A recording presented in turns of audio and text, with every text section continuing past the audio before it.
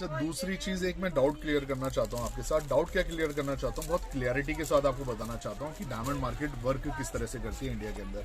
बहुत कंफ्यूजन रहती है बाय बैक को लेके, और कस्टमर्स का रहता है कि सर आप बाय बैक करते नहीं है। तो ऑब्वियसली हम इस काम के अंदर भी कोई कस्टमर को सब्ज बाग नहीं दिखाएंगे, ठीक है जी। हम जो ये लैब ग्रोन डायमंड आपको बेचेंगे उसकी कोई बाय बैक नहीं है, कोई हम रिवर्स उसका आपसे खरीदेंगे नहीं, हम पहले ही मना करके रखते हैं। उसकी वजह है जो परसेंटेज ऑफ मार्जिन में हम लोग काम करते हैं।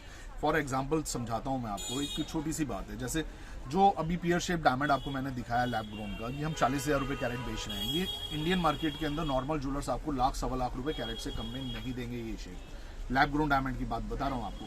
पर जहां आप इतना मार्जिन लेके दुकानदार आपसे सेल करते हैं तो आपको अश्योरेंस देनी पड़ेगी कि बाय बैक की। तो उसके अंदर होता है क्या, ये बड़ी कैसे समझाऊं मैं आपको।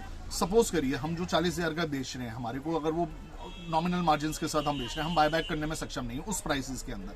पर यही अगर डायमंड आपको कोई लाख रुपए कैरेट बेच रहा है तो वो आपसे बाय बैक भी कर लेगा। उसकी वजह है कि 10 में से पहले तो आप देखो कितने जने वापस करने आएंगे उस ज्वेलर को, ठीक है। 10 में से 1 आएगा, 100 में से 5 भी नहीं आते हैं, ठीक है।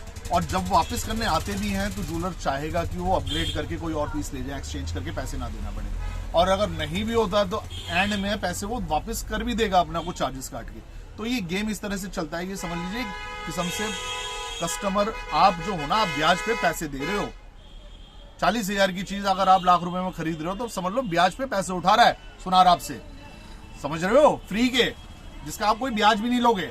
और आपके ऊपर है आप वापस जाते हो करने या नहीं जाते हो करने। अगर आप ही जाते हो तो अपनी रेपुटेशन बचाने के लिए सुनार खरीद भी लेगा, ठीक है। ये गेम है सारा, हम लोग कोई बाय बैक नहीं करते हैं, ठीक है। आगे ऑर्डर, चलो टाटा बाय बाय।